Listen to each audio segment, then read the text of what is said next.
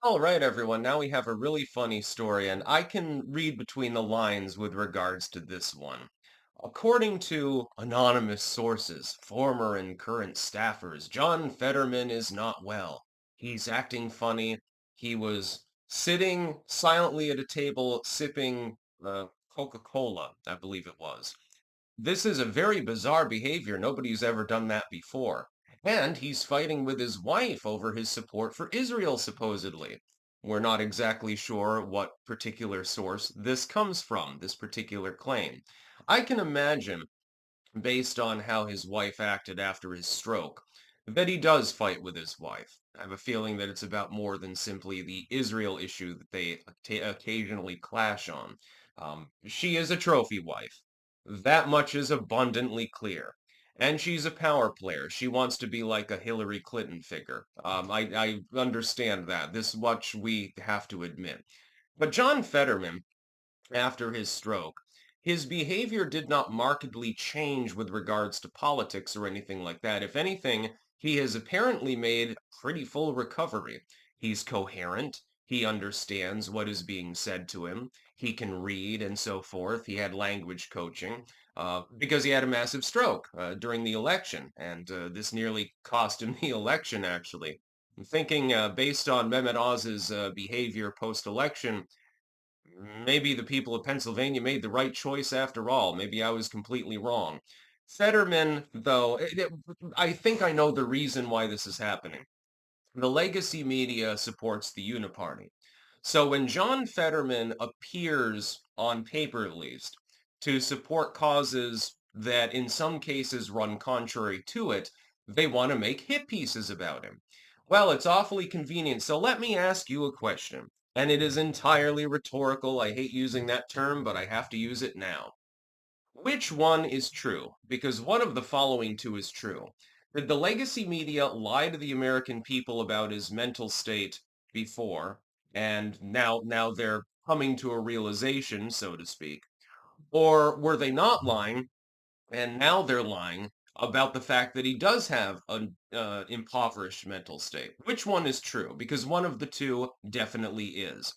Either Fetterman has, become wonky, and the legacy media is, or he became wonky and the legacy media ignored it completely for electoral purposes in the last election, or he's not wonky now and wasn't before, and they were telling the truth before. Yeah, he had a stroke, but he's recovering and everything's fine. And then all of a sudden, his deleted capabilities with regards to his mental cognitive function are being exploited by the legacy media to try to knock him off his pedestal because they don't like what he's preaching.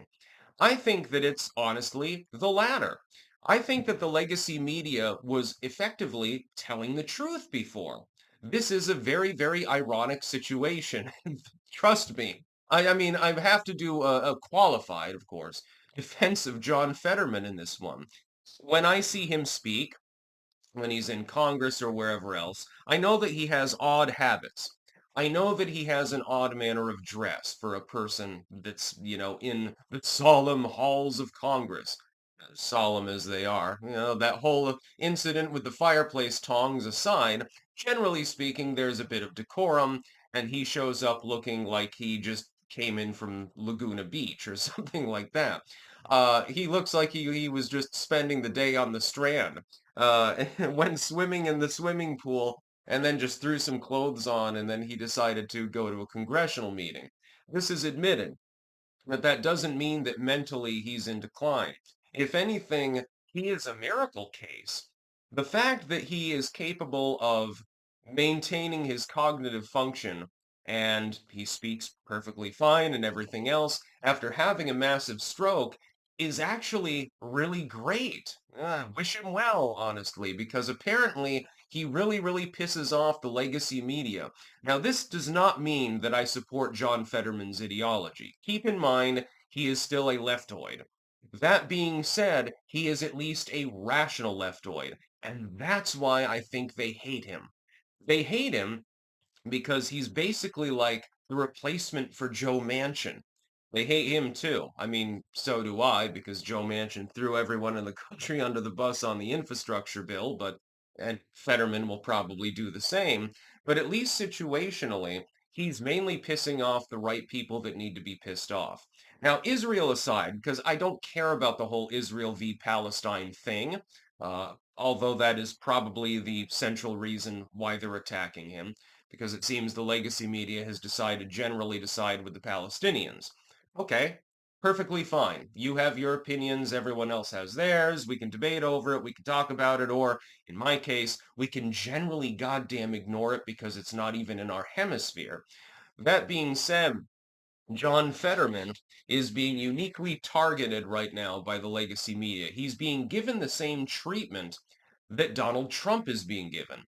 And this gives me suspicions, and not without good reason. It seems to be a pattern over the last few decades, doesn't it?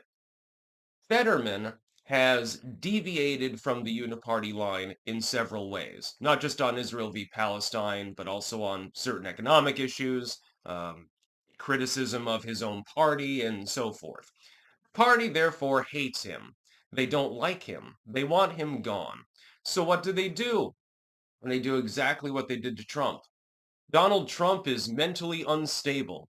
An anonymous source says that Donald Trump is, he's wanders around the White House incoherently mumbling to himself while holding a copy of Mein Kampf. I wouldn't be surprised if they come out and try to call Fetterman a Nazi.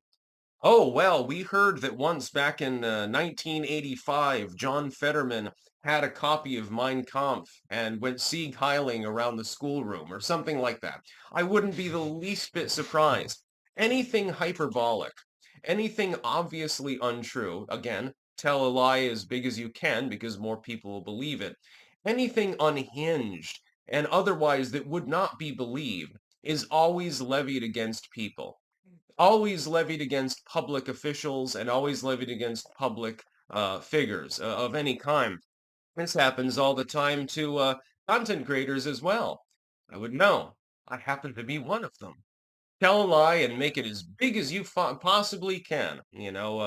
This politician over there, not only does he drink liquefied shit every morning, he's also a Nazi, but at the same time, usually also a communist, and beats his children and just does drugs all day, basically. That's his entire life. Yeah, drinking shit, beating his kids, and then getting high on crack. People will actually believe these things if they are inclined to dislike the figure for their public opinions. This happens to anyone that is opinionated, and politicians, by oh by, tend to be very, very opinionated. That's sort of, their job, so to speak. John Fetterman, in my opinion, based on what I've seen over the last few months, has effectively fully recovered. So when they say, well, he has mood swings or he has a change in his attitude, okay, well, people can change their mind. You don't have to assume that the stroke caused that. Maybe he looked at the evidence. Maybe he simply decided, hey, I'm Team Israel now. You don't have to like it. You don't have to agree with it. I don't because I'm ambivalent on the subject. But it doesn't mean that he got brain damage and this happened. And by the way, the idea that he's having a bunch of fights with his wife. Who was in the room at the time when that happened? Oh, they don't say? Really? That's such a surprise. Unnamed sources, as always. I mean, I'm sitting here, libertarian pirate MAGA having to defend John Fetterman. This is a weird timeline that we're on, isn't it? That's about all. Peace out.